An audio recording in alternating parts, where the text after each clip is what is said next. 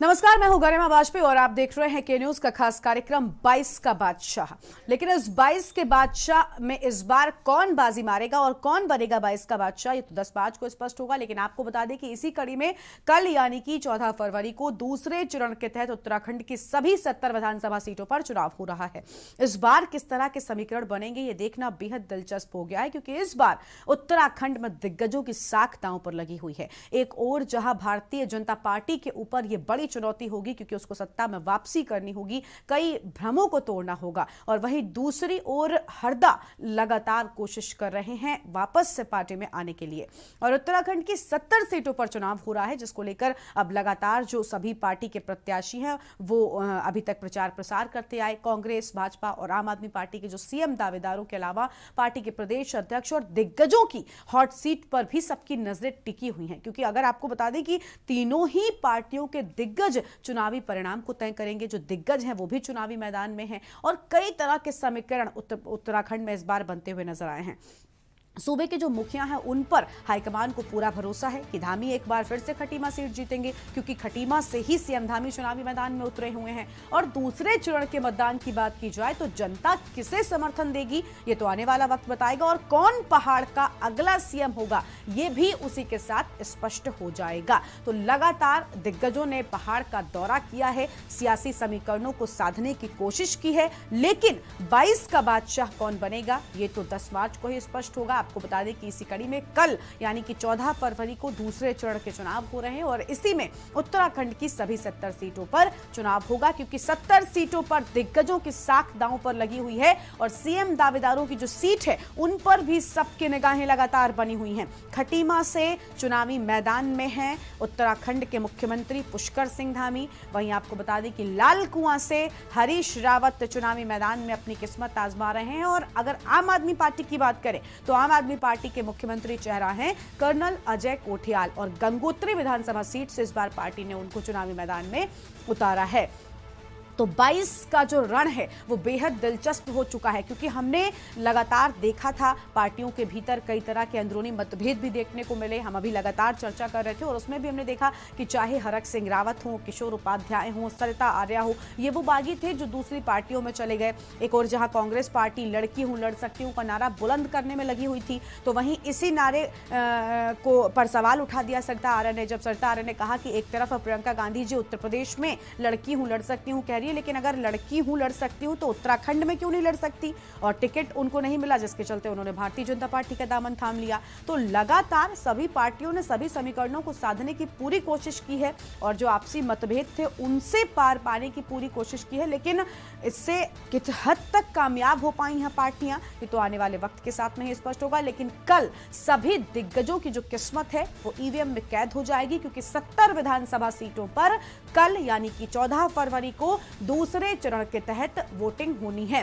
Voting को लेकर सभी तैयारियां जो हैं वो हो चुकी हैं, सभी पोलिंग पार्टियां जो हैं वो रवाना हो गई हैं अपनी अपनी विधानसभा सीटों पर, और कल सुबह 7 बजे से मतदान की प्रक्रिया शुरू हो जाएगी और 22 के बादशाह का सफर भी यहीं से शुरू होगा। तो यह बड़ी खबर, और हम आपको लगातार भी तस्वीरें दिखा रहे हैं जहां पर हमने आपको दिखाया किस तरह से जो प्रत्याशी थे ये घर घर गए, डोर टू डोर कैंपेनिंग भी हुई, सभी दिग्गज चुनावी मैदान में उतर आए ताकि अपने पार्टी के वोट प्रतिशत को बढ़ाया जा सके और वोट बैंक जो है, जो जनता का आशीर्वाद है, उसे हासिल किया जा सके। लेकिन किस हद तक कामयाब हुए हैं ये आने वाले वक्त के साथ में ही स्पष्ट हो जाएगा। तो उत्तराखंड की 70 सीटों पर चुनाव होने हैं और आपको बता दें कि इस बार भारतीय जनता पार्टी के पास खोने को बहुत कुछ है, क्योंकि भारतीय जनता पार्टी लगातार 60 पार का दावा करती आई है, लेकिन ये दावा किस हद तक सही साबित होगा ये तो आने वाला वक्त बताएगा, क्योंकि इस बार उत्तराखंड में मुकाबला त्रिकोणीय देखने को मिल रहा है।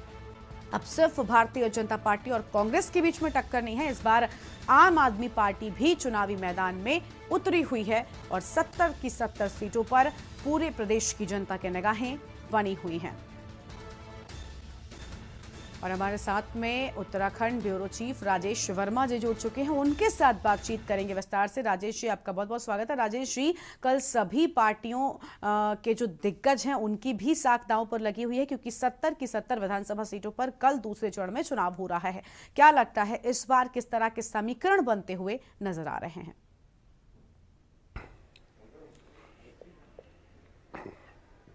बिल्कुल गरिमा, सबसे बड़ी बात है कि अब जो है उल्टी गिनती जो है वो शुरू हो चुकी है और मतदान के लिए केवल 12 घंटे शेष रह चुके हैं। और इस समय कल जब हम पोजीशन होगी तो हम अपने दर्शकों के आगे पूरे आंकड़े के साथ बैठे होंगे और साथ में बता रहे होंगे कि कितने परसेंटेज वोटिंग हुई है और कौन कौन सीटों पर जो है इस समय हॉट सीटों को लेकर के कहां कहां इन पार्टियों में जो है पेज फंस सकता है। कुल मिलाकर के ओवरऑल अब तक की बात करें तो 82 लाख लगभग मतदाता जो है कल अपने मतदान का प्रयोग करेंगे, जिसमें कुछ नए युवा भी जो है इसमें सम्मिलित हैं। और जो उत्तराखंड की खास तौर से बात करें तो उत्तराखंड के में जो है पुरुषों की संख्या जो है वो लगभग 42 लाख के लगभग है और जिसमें वहीं 39 समथिंग जो है वो जो है महिलाओं की संख्या है। तो कुल मिलाकर के 42 लाख जो मतदाता हैं वो कल अपने मत का प्रयोग करेंगे और लगातार जो तैयारी है उस पर जिला प्रशासन चुनाव निर्वाचन द्वारा तमाम तैयारी जो है वो कर ली गई है। जहां पर क्योंकि पहाड़ी इलाके हैं तो गरिमा अभी हाल ही में बर्फबारी का सिलसिला जो है वो पूरे प्रदेश के अंदर चला, वो पहाड़ी इलाकों में खास तौर से जहां पर कनेक्टिविटी को लेकर के एक बड़ा समस्या जो है वो चुनाव निर्वाचन के सामने आई है। लेकिन बहरहाल उसको सही कर लिया गया है और जो पोलिंग बूथ्स हैं कहीं ऐसे भी हैं जो जिनको शिफ्ट किया गया है जहां पर जो है कनेक्टिविटी टूटी हुई थी।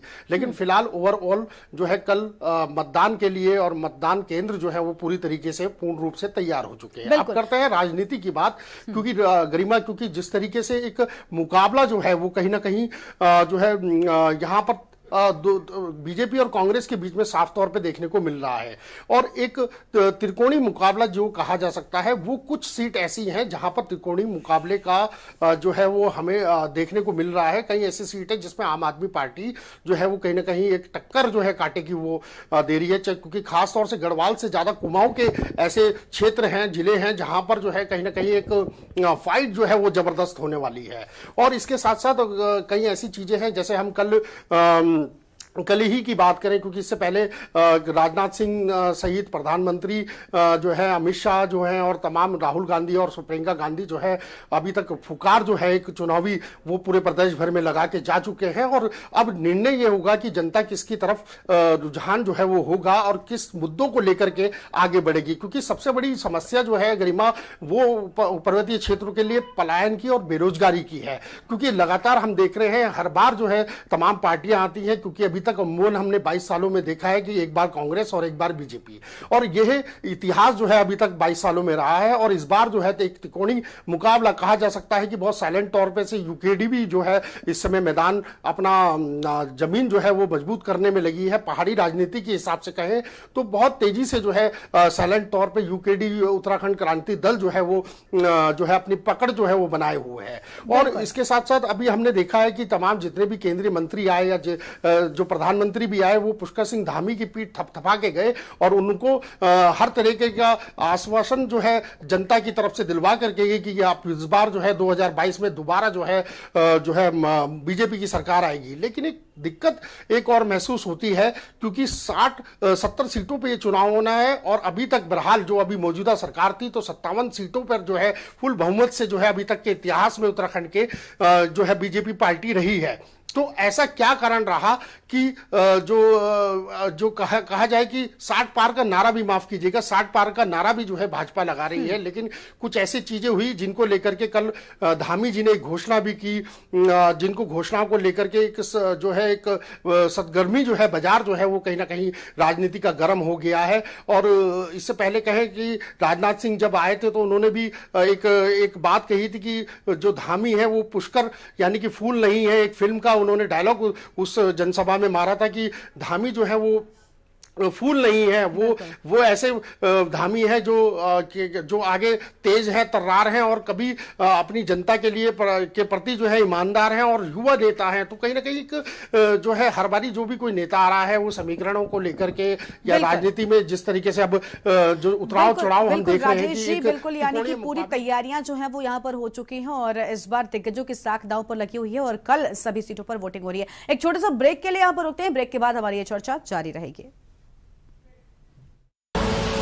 आप देख रहे हैं के न्यूज, खबरों का सारथी।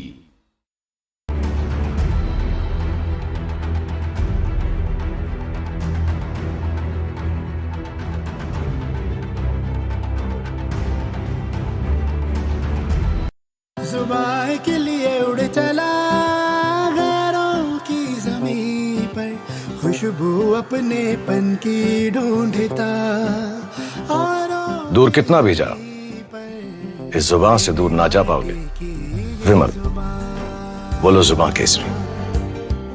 करें अपने जीवन को कृतार्थ, सुने श्रीमद् भागवत कथा रोज प्रातः 6 बजे मेरे साथ सिर्फ के न्यूज़ इंडिया।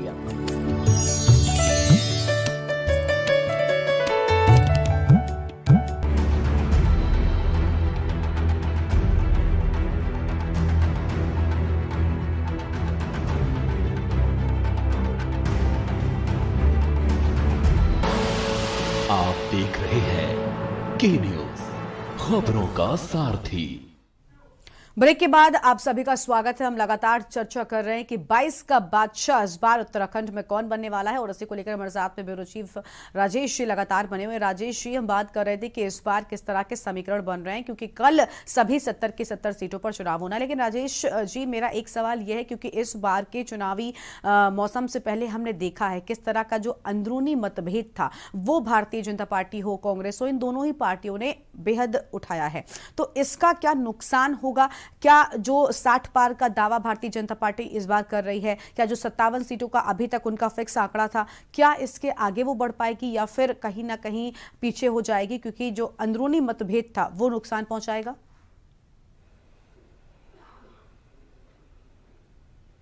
बिल्कुल गरिमा, मैं आपको एक और चीज़, इसी पे मैं जा रहा था और मैं आपसे एक और बात कहूँगा कि कल जो है पुष्कर सिंह धामी ने घोषणा की थी यूनिफॉर्म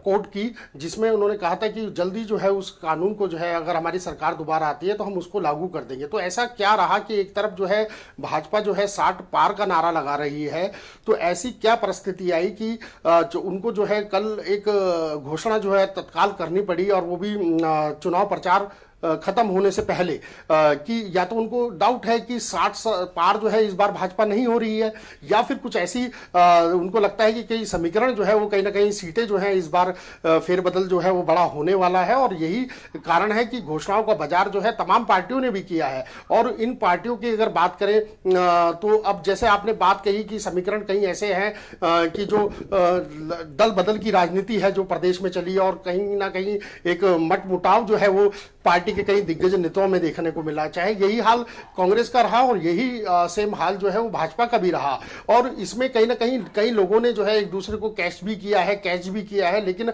अभी सबसे बड़ा मुटाव जो है वो कहीं ना कहीं कांग्रेस पार्टी में जरूर देखने को मिला। लेकिन आज की डेट में ये भी कहा जा सकता है गरिमा, क्योंकि चुनाव सर पर है और कुछ क्षण, जैसे मैंने आपको बताया कि कल मतदान होना है, सुबह से ही मतदान जो है वो 8 बजे से शाम के 6 बजे तक जो है वो पूरे प्रदेश भर में 70 सीटों पर शुरू हो जाएगा। लेकिन अभी जो है कहीं ना कहीं तमाम जो संगठन है, चाहे वो भाजपा की बात करें, कांग्रेस की बात करें, यूकेडी की बात करें, आम आदमी पार्टी की बात करें, तो इसमें कोई नाराजगी वाला कोई दृश्य इस समय नहीं दिख रहा है। मुझे लगता है कि सब लोग सामान्य और सब लोग अपनी पार्टी के लिए लगातार जो है तैयारी कर रहे हैं और जनता के बीच में जो है वोट मांगने की अपील कर रहे हैं। अब इसका कितना बड़ा इन्फेक्ट जो है आगे पड़ेगा कि जब, क्योंकि अभी किसकी सरकार आएगी, किसको बहुमत मिलेगा, यह भी बहरहाल देखना होगा। लेकिन फिलहाल जो राजनीति का बाजार है वो उत्तराखंड में बेहद गरमाया हुआ है, क्योंकि 22 सालों में इस तरीके की राजनीति अभी तक नहीं देखी। जो अम्बुवन हम लोगों ने, मैंने आपको बताया कि जैसे हमने देखा है तो बीजेपी और कांग्रेस ही देखा है, लेकिन इस बार जो है कहीं ना कहीं त्रिकोणीय मुकाबला जो है कई सीटों पर ऐसा बनने जा रहा है, जिसमें कहीं ना कहीं इन दोनों पार्टियों की जो बड़ी पार्टियां हैं कांग्रेस और भाजपा, इनके समीकरण कहीं ना कहीं एक बदलते हुए दिखाई देंगे। और इस बार जो है कहीं ना कहीं जो हमने धरातल में, यानी कि मैदानी क्षेत्रों से पहाड़ी क्षेत्रों में कई लोग से हमने बात करी, पब्लिक से बात करी, जनता से बात करी, तो कहीं ना कहीं इस बार जो रुझान है वो कांग्रेस की तरफ ज्यादा दिखाई दे रहा है गरिमा। बिल्कुल, यानी रुझान आपके मुताबिक कांग्रेस की ओर दिखाई दे रहा है। लेकिन राजेश जी, क्योंकि इस बार उत्तराखंड में अभी आपने कहा आम आदमी पार्टी भी उतरी हुई, त्रिकोणीय मुकाबला है। आम आदमी पार्टी की अगर बात की जाए तो जब शुरुआती में वो आई थी उत्तराखंड में तो जोर शोर के साथ, काफी जोशो खरोश के साथ उतरी थी, लेकिन जैसे जैसे वक्त बढ़ता गया आम आदमी पार्टी का वो जोश थोड़ा सा ठंडा होता गया, या फिर हम ये कह लें कि वो समझ गए कि अभी उनकी दाल जो है वो उत्तराखंड में नहीं गलने वाली है, और इसी के चलते उनका जो पूरा ध्यान था वो पंजाब और गोवा की ओर केंद्रित हो गया। लेकिन जो भी सीटें जीतेगी, जो भी समीकरण बिगाड़े हैं आम आदमी पार्टी ने, उसका फायदा किसको होगा भारतीय जनता पार्टी और कांग्रेस में से, और नुकसान किसको होगा?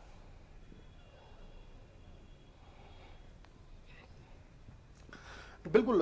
देखिए गरिमा, अगर अभी तक की राजनीति की बात करें तो आम आदमी पार्टी का कोई जाब्ता यहाँ पर बड़ा स्टैंड जो है वो यहाँ पर देखने को नहीं मिला। हालांकि 1 साल पहले ही जो है आम आदमी पार्टी उत्तराखंड की राजनीति में सक्रिय हुई है, क्योंकि जैसे मैंने आपको बताया कि अभी 22 सालों में कांग्रेस और बीजेपी का शासन जो है यहाँ पर रहा, और अब जो है आम आदमी पार्टी जो है आई है तो कहीं ना कहीं गेम तो बिगाड़ने की कोशिश कर रही है। लेकिन जिस तरीके से उनके जो घोषणाएं हैं, चाहे मुफ्त बिजली की बात करें या शिक्षा स्वास्थ्य की बात करें, तो तमाम ऐसी व्यवस्थाएं हैं जो घोषणाएं उन्होंने अपने घोषणा पत्र में लिखी हैं। तो मुझे लगता है कि इसका ज्यादा इंपैक्ट जो है वो इस समय आम पब्लिक पे नहीं मिलेगा। हाँ, लेकिन एक फायदा जरूर मिल सकता है, क्योंकि जो पार्टियां हैं उन्होंने सेम उसी तरीके के जो है अपने मैनिफेस्टो इस बार बनाए हैं। जैसे फ्री बिजली की बात कर रहे हैं तो फ्री बिजली कांग्रेस ने भी कहा है कि 200 यूनिट जो है बिजली पहले ईयर में जो है अगर उनकी सरकार आती है तो 200 यूनिट फ्री बिजली वो देंगे। और भी घोषणाएं उन्होंने की है, 500 रुपए का सिलेंडर देंगे। और वहीं पर भाजपा ने भी कहीं ना कहीं इसी तरीके का गेम खेला है। तो अब ये कहा जा सकता है कि चाहे चुनाव के बाद, यानी कि जब 10 मार्च को जब निर्णय आ जाएगा, तो कहीं ना कहीं जनता का जो रूह फायदा होगा इस आम आदमी पार्टी के आने से। लेकिन अभी इतना मजबूत हम इस स्टैंड को नहीं देखेंगे कि आम आदमी पार्टी जो है एक बहुत बड़ी टक्कर प्रदेश के अंदर दे रही है, ये अभी फिलहाल ओवरऑल नहीं देखने को मिल रहा। लेकिन हाँ, एक मजबूती के साथ जरूर आम आदमी फाइट में खड़ी हुई है। अब ये देखना होगा कि समीकरण किस तरफ जाते हैं और ऊंट किस करवट बैठता है, ये तो फिलहाल आने वाली परिस्थिति बताएगी। लेकिन फिलहाल की कंडीशन के हिसाब से देखा जाए तो दो मुकाबला जो है कांग्रेस और बीजेपी के सामने जो है वो जरूर है। और एक यूकेडी जो चौथा मोर्चा जिसे कहा जा सकता है, जो वो साइलेंट तरीके से जो है उत्तराखंड की राजनीति में लगातार सक्रिय है, क्योंकि अभी तक अमूमन हमने देखा है कि 4-5 सीटें जो है हर बार चुनाव में यूकेडी निकाल लेती है। तो कहीं ना कहीं इससे यूकेडी जो पार्टी है वो कहीं ना कहीं बीजेपी बिल्कुल आने वाले वक्त के साथ में ही राजेश जी जो तस्वीर है वो पूरी तरह से स्पष्ट हो पाएगी। हमारे साथ में वरिष्ठ पत्रकार कुलदीप राणा जी भी जुड़ चुके हैं। कुलदीप जी, आपका बहुत बहुत स्वागत है हमारे खास कार्यक्रम में। कुलदीप जी, कल उत्तराखंड की 70 की 70 विधानसभा सीटों पर वोटिंग होनी है। आपको क्या लगता है इस बार समीकरण किस ओर दुरुस्त नजर आ रहे हैं?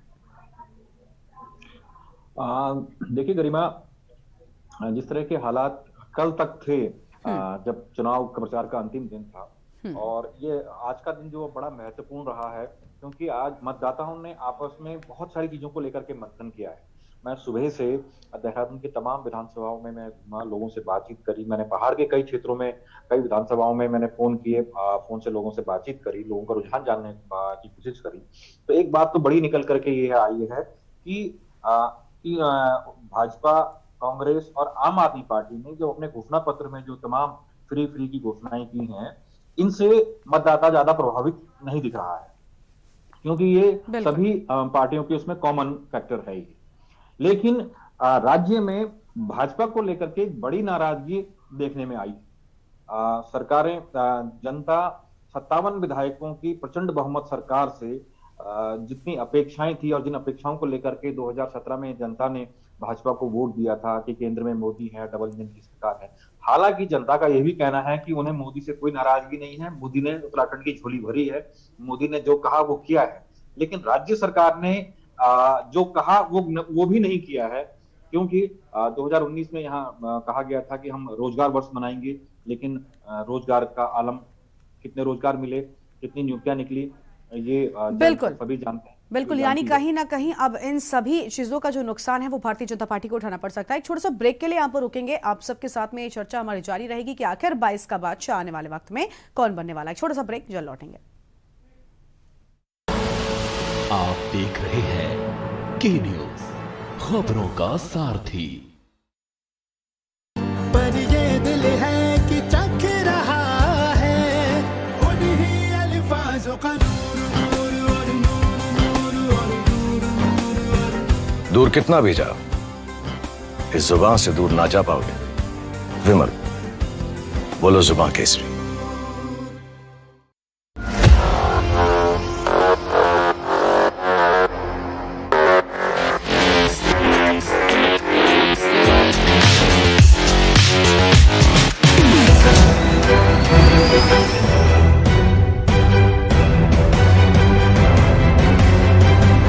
नमस्कार, अभिवादन आपका। मैं दुर्गेंद्र चौहान हूं। करें अपने जीवन को कृतार्थ, सुने श्रीमद् भागवत कथा रोज प्रातः 6 बजे मेरे साथ सिर्फ के न्यूज इंडिया।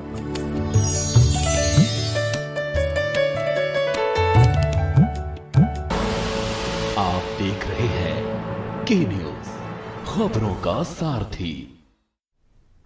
ब्रेक के बाद आप सभी का स्वागत है। इस वक्त की बड़ी खबर सामने आ रही है देहरादून से, जहां हरीश रावत ने धामी को लेकर ट्वीट किया है। देहरादून से इस वक्त की बड़ी खबर आपको बता दें, एक तरफ जहां कल वोटिंग होनी है तो वहीं उससे पहले ये ट्वीट सामने आया है। मुख्यमंत्री को सता रहा है हार का डर। हरीश रावत की ओर से यह बड़ा ट्वीट पुष्कर सिंह धामी को लेकर किया गया है और साफ तौर पर उन्होंने कहा कि मुख्यमंत्री कर रहे हैं आचार संहिता का उल्लंघन। तो हरदा ने यह बड़ा ट्वीट किया है और कहा कि क्या चुनाव आयोग धामी पर कड़ी कार्रवाई करेगा। हरीश रावत की ओर से यह बड़ा ट्वीट सामने आया है। कल जहां वोटिंग होनी है तो वहीं उससे पहले अब यह बड़ा ट्वीट, हरीश रावत के इस ट्वीट की तस्वीर भी आपको हम लगातार दिखा रहे हैं, जहां पर सबसे पहले उन्होंने लिखा है कि हमने किया है, आगे भी करके दिखाएंगे। और बाद में आप हरिद्वार में चले जाइए, कुंभ और अर्ध कुंभ के बहाने कांग्रेस के हिस्से तो खैर अर्ध कुंभ ही आए और राज्य निर्माण के बाद गंगा जी के ऊपर काफी पुल भी बनाए गए, मगर एक पुल न बनाने का मुझे बड़ा अफसोस है। वो पुल है गंगा के ऊपर भोगपुर कांगड़ी पुल।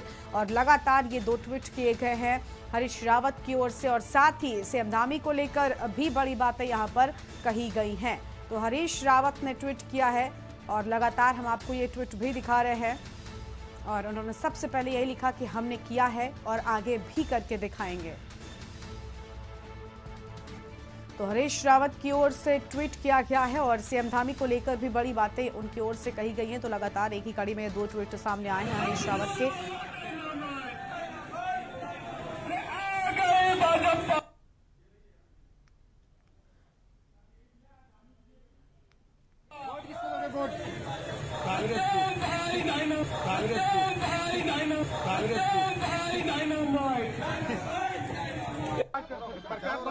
आप जैसे आप घूम रहे हो वैसे हम भी घूम रहे हैं। कहाँ घूम रहे हो? जैसे आप कहाँ रहे हो? हम बुलाने से आए हैं। हाँ, ये बिल्कुल बात गलत है। ये बिल्कुल बात गलत है। अरे बिल्कुल सही बात है यार। बिल्कुल स्टाइल क्यों ना चलाऊं? चलो चलेगा। स्टाइल क्यों ना चलाऊं? ये बिल्कुल बात गलत है। आप झूठ बोलते हो। आप प्रचार कैसे कर सकते हो ऐसे हाथ के? जब पब्लिक आ रही क्या करें हम तुम्हारा? बहुत पब्लिक आ जाएगी, कोई दिक्कत नहीं। पब्लिक ही नहीं आ रही। मैं किराया जाम कर दूंगा अभी जाके। मैं अभी किराया जाम कर दूंगा। अब पब्लिक ही नहीं आ रही आप लोग। मैं किराया अभी जाम कर दूंगा। ये मैं किराया जाम करूंगा अभी। किसी प्रशासन में पब्लिक नहीं आ रही। बंद हो जाओगे जब जाम करोगे। जब बंद हो जाएंगे आप तो हो नहीं रहे। बंद होंगे तो आप भी होंगे। जाओ जाओ। कानून सबको किसी को बुलाया नहीं।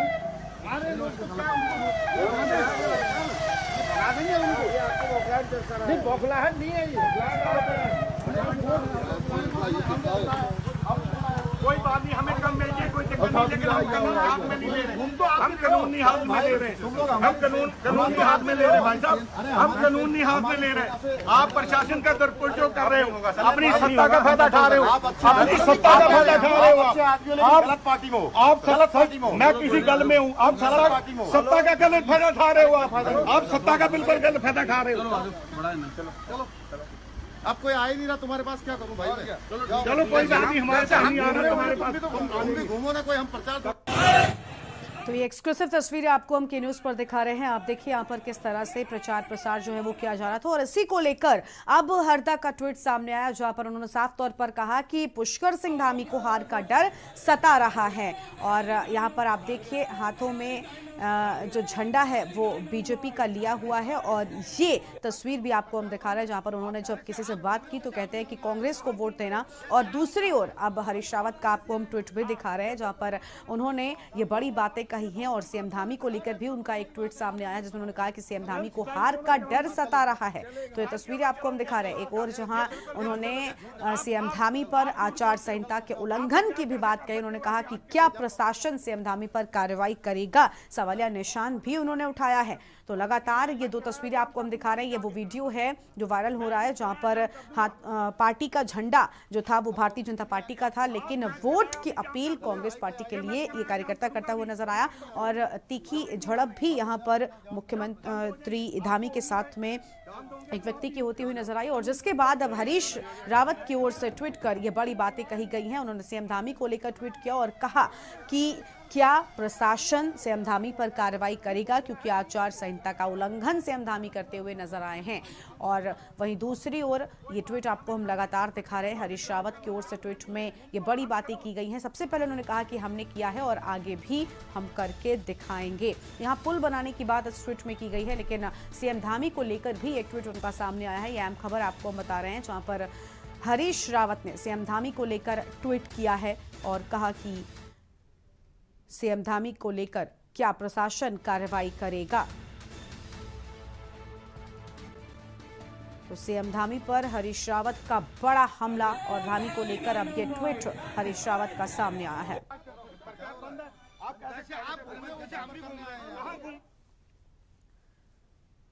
तो हरीश रावत का जो ट्वीट है वो सामने आया। उन्होंने कहा कि मुख्यमंत्री धामी को अब हार का डर सता रहा है और इसी को लेकर हम आज चर्चा कर रहे थे। हमारे साथ में मेहमान भी जुड़े हुए थे। आप दोनों का बहुत बहुत शुक्रिया हमारे साथ में जुड़ने के लिए। हाँ, और 22 का बादशाह कौन बनेगा ये तो 10 मार्च को ही स्पष्ट होगा, लेकिन कल यानी कि 14 फरवरी को उत्तराखंड की सभी 70 विधानसभा सीटों पर वोटिंग होनी है, जिसको लेकर सभी तैयारियां हो चुकी हैं। और 22 के बादशाह में आज बस इतना ही। आप देखते रहिए के न्यूज़ इंडिया। नमस्कार।